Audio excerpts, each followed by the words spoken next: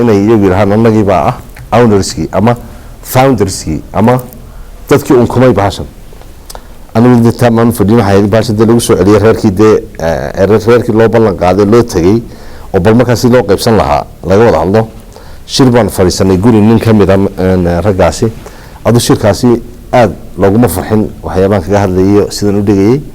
waa lagu kala tagay laana 12 qof waxay sheeganayeen 12 qof kamay bahashan company walo marka 12 company samaysteen companyadaasi markaasi loogu soo daba faylo oo dadkii daneynaya marka in ay shirkada ama warshad wax ku yeeshaan ay iyaga ku soo daba faylaan at the same time ay dadkaasi share lacagta ka ururiyaan ay kana qaataan almost like 30% administration cost maashkooda which is unacceptable sida caalamku u shaqeeyaan aan ahayn waa laga daadafay sababtoo aan yaraaf dheeraaday waxa kale oo jirtay aniga laftigii bariga in ganacsigayga meel sare marayay uu yara biiqay oo waan sii balaariyay marka waan ka niyad baxay waan ugu duceeyay baradii meeshii lana waxaan ogsoonaa haday warshada dhisaan waxa ka faa'iideeyaan waa deegaanka qaranka gobolka iyo ummadda ama kuwa deegaan meesha ama cid walba marka in la soo saaro in warshad la dhiso la soo saaro aad baan ugu haweyna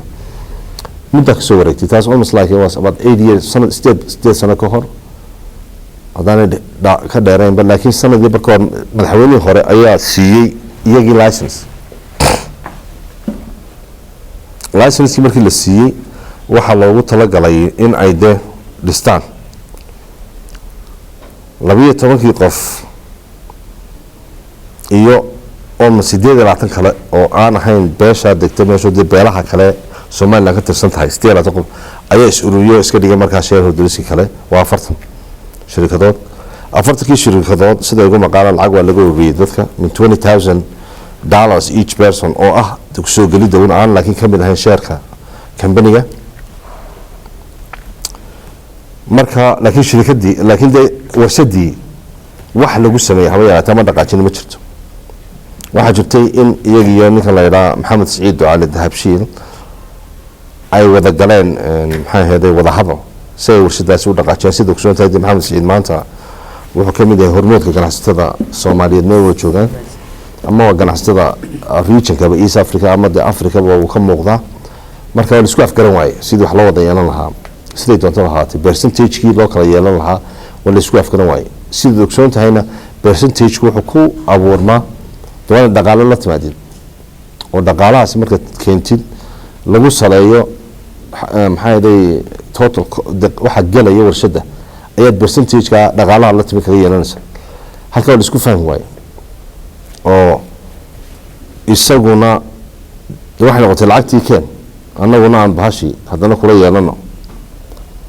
annagu marka ku doodayna inaan buurahaas deegaankayga Ilaahayna siiyay aan ku leenahay mashakil ma leh laakiin hadana wixii waana dhaqaaqdo cid maal galiso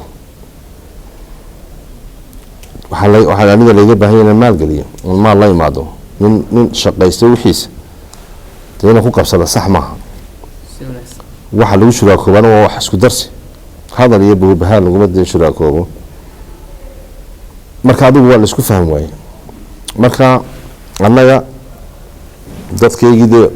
qoladii hore fahmi weeday gaarka ah ama deegaankaana ahaa in Maxamed Saciid iyo ganacsatada intii ugu mudnayd Somaliland iyo waliba qolo Caraba iyo dad kale oo ajnabi ah waxaanu soo marnay xaga Maxamed Saciid Ducaale Dahabshiil oo aanu wax isku darsanayno wax isku darsigaasna wuxuu ku xadeysnaanayaa kuna qiimeysnaanayaa sida maaragtay dhaqaalaha uu yahay waxaana jirta Maxamed Saciid laftigiisu ma doonay lacagtiisa oo dhan meesha wada galiyo in warshada dhan kaliya dhiso ma doonay sababtoo riskiga doonayba inuu qaato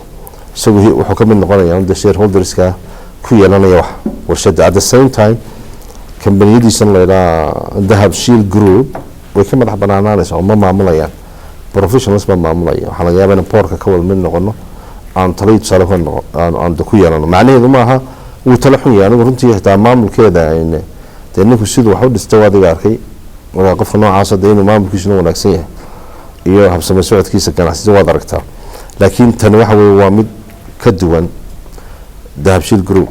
oo noqonaysa saaxil cement factory saaxil cement company waa taas waxay warshadani markaa kusoo kordhinaysaa oo mayaan aan kugu dul noqday horta sideedaba wadan walba resourceskiisa dowladda maamusha mid badeed ha noqdo mid beri ha noqdo mid cirba dowladda iyadu siday doonto ama dadka islaayde qualify inay maaragtay waxay dhisi karaan dee u issue garaysa license dowladdu markaa la isfahmi waayo dowladdu waxay samaysay they issue 2 license qoladii hore license bay haysay ilaa hadda markii dambe license kale la sameeyay iyagu lama sugayo oo kuwa deegaanka ah ee license ka haystay maaha dee qaar kale deegaanka oo badan oo iyagu ka fara badan waa dee xaggan kale iyagu wax ka doonaya oo doonaya inay wax ku darsadaan markaa taasi waa tan labada license lagu issue gareeyay labadii license hadda markii la issue gareeyay markii labadii license la issue gareeyay ayaa qoladii hore ee license ka horseetay ay diiday oo tiri laba warshadood ma qaadi karto meesha ama ninka dadkii iyagoo dadkii sidii saxayd wax loogu sheegay dadkii deegaanka meesha deganaa si fasax loogu sheegay la yiri de nin kale la siinaya ama nin kale aan ka sameynaya oo aan si fiican loogu sharxin dadka wuxuu sheegayaan in ay runtii dantooda khaaska ah ay ka hadlayaan laakiin dan reernimo iyo mid ninkan bilaa shaqada iyo ninkan aan dhibaataysan ay wax kula wadaagaan dama ka sheer kalena un baad hadhow ka manfacaya laakiin kan kale lagu guurayay aan garanaynin waxa laga faa'iidaya wala jibaysiinaya halay meesha gobolkeena caynkaas waa lagu soo duulaya hebel baa qaadanaya khayra la soo dejinay waxyaabada aan naasanis kan wax leena ma dhisaya macnaheedu waxa weeye dadkii shaqada waxbarashada caafimaadka inamada dhalinyarada guursan lahayd ee deegay lahayd ee guryo dhisan lahayd baa laga hor taagan yahay fursadda loogu dhiso ila buuraha ka sida meelkaad ku cunaysaa buuraha waa in warshad la dhiso warshadaasi laga shaqeeyo ay wax ku yeeshaan share ku yeeshaan iyagu ay ka shaqaaloobaan waliba iyadu ay taasina sii dheertahay warshadan marka la dhiso in ay environmentka gobolka ay aada u ilaalinayso oo sida maaragtay ay u soo saarayso wax lagu samaynayo ama electric ama fuel ama dhuxul dhagax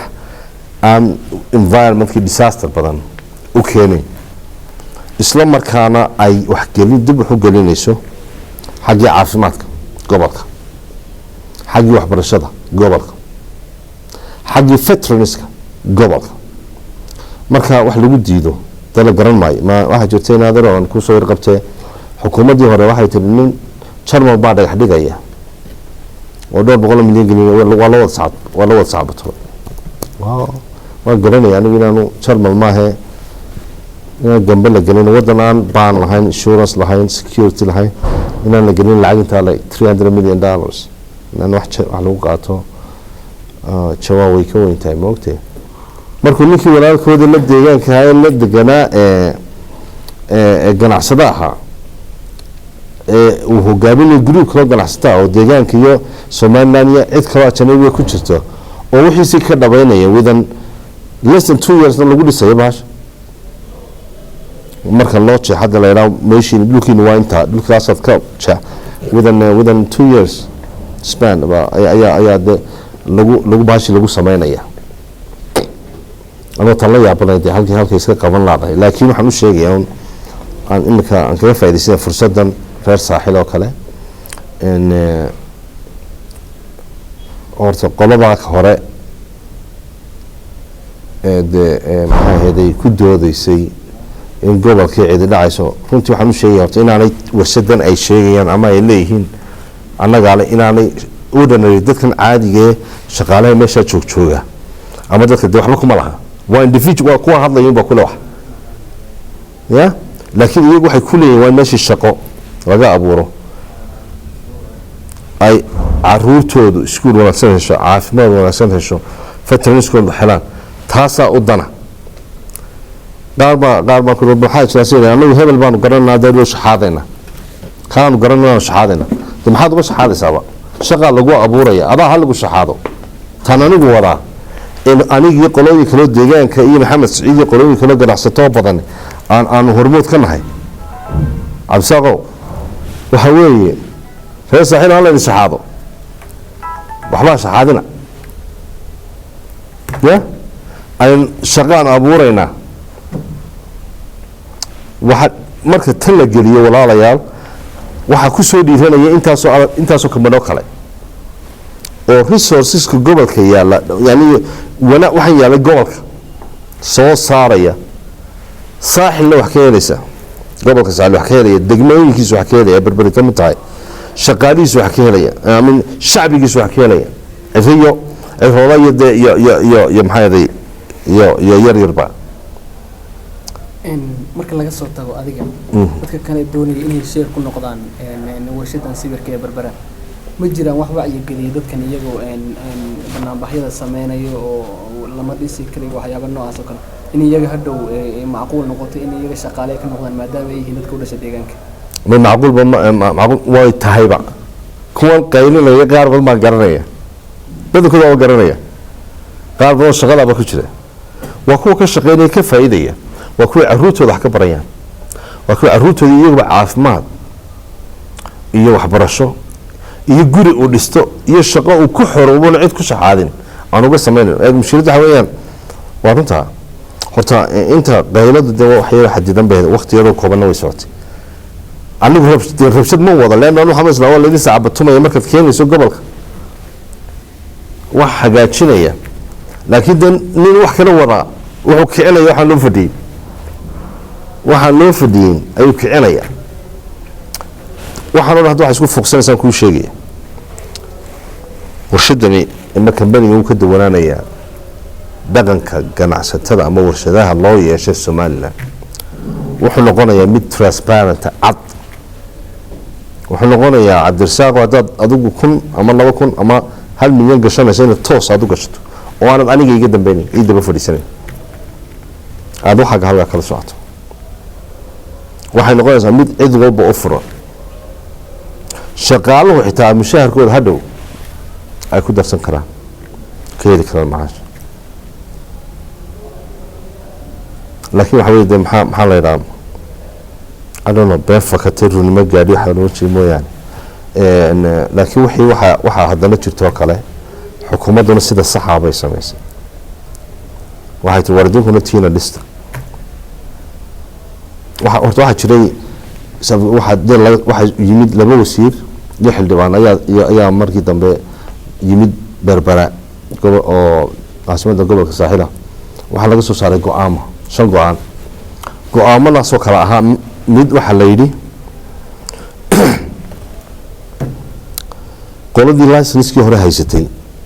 waa in warshadii hore loo qiimeeyo wixii de laisleeyay waa manfac ay dowladdu u qiimeyso kadibna ay dhistaan waxaa laga yidhaha berbera cement factory baa la yidhaha qolada dambe saaxil cement company waa in iyagana la siiyo dul ay ka dhistaan warshadooda qodobka saddexaad ahaa meeshii aanu islahayn way ku haboontay ama kii hore jarmalka ahaayadee beenbeentaha loo jeexan islahayn laydin jeex waxay yidhaaheen tan horey ku dhowday marka waa in meel kale lana siiyo waananu qaadanay okay baan nir qodobka afraad iyo ka shanaad baa xawaalay oo ka afraad wuxuu odhanayaa waa soo jeedin waxaa habboon in warshad keliya labada dhisto waqtigan xaadirkaa iyo tashanaad oo ahayd anonam in la wada heshiisiyo wax noocaas ana ogeyn tashanaad maxay ahayd afargaad waan ilaawaytaa marka imika anagu markaan nahay saaxil cement company waxaan sugaynaa in meeshii naloo cayimo oonu isla markaa bil 2 bilood gudahood shaqaalihii ku qorno badankooda ilan shaqaalahan dad tababaran maayo dad tababar u dirno ama wadanka gudihiisa ama dibadiisa ku tababarno badanka ajanabi noqonaya inta hore cid wax baraysa tababaraya marka in waqtinimo ma doonin waxaan doonaan dhaqso inaan u howlgalno oon dadkan aanu de u dardargelino oon train garayno waxaa kaloo conditions ka mid ah in almost shaqaalaha ugu badan la gobolkaasi uu yeelanayo. waxaa dhacday in qoladani tiriida waxaas qolada kale ay waxyaabo badan yihiin markii dambe ilaa madaxweynaha socdeen ay yiraahdeen madaxweynahan go'aankii aan u dhiibnay waa license-kood iyo waxay wateen bay u dhiibeen madaxweynaha say sheegeen annagu maan dhiibin marka saaxid Smith Company annagu xukuumadda waxaan ka sugaynaa meeshaas la dhacayay go ahead annagu ballan qaadanaa within those waqtigan ku sheegay 2.5 years inuu dadkii train gareeno warshadii keeno aan dhisno qarankii dakhli soo galo gobolkii dakhli soo galo degmadii dakhli soo galo shakhsi walo reer Berbera ah ay wax ka soo gaaraan anuu gobolkaas aan ahay gobolkana dee waxaan wayna ku kaalmeeyo wixii aqoon iyo dhaqaaleen u tarayo walaalahayga kale aan iyagu maartay opportunity-ga aan fursada haysan laakiin u doonayay in shaqeystaan qoladan kale iyagu waana ku madaxweyne ku celi waxay dee madaxweynaha soo ranayaan iyaga u taala annagu taas weeyaan waxda laakiin rabshado jirta walaalo ma jirto nasiib wanaag madaxweynaha nimka haystaan waaba kii ka mas'uulka ah dhisidii warshadii hore he was I don't know minister of warshadaha iyo xaamoyi laakiin isaga bada ka mas'uul isagoo garaya cid walba way garaysaa 2 3 4 warshadood ayaa laga dhisi karaa intuuna hadii la dhiso shaqaalaha deegaankana way wada shaqeynayaan waliba mar iyo mid iyo laba hadii la sii dhiso wage-kooda salary-ga qaaday ka cayna wala kala boobaya wadeed haday Berber waxay noqonaysaa vibrant city magaalo dhaqaaqda Berber waxay aan jirtay sida taariikhda ku ay magaalo yuhuud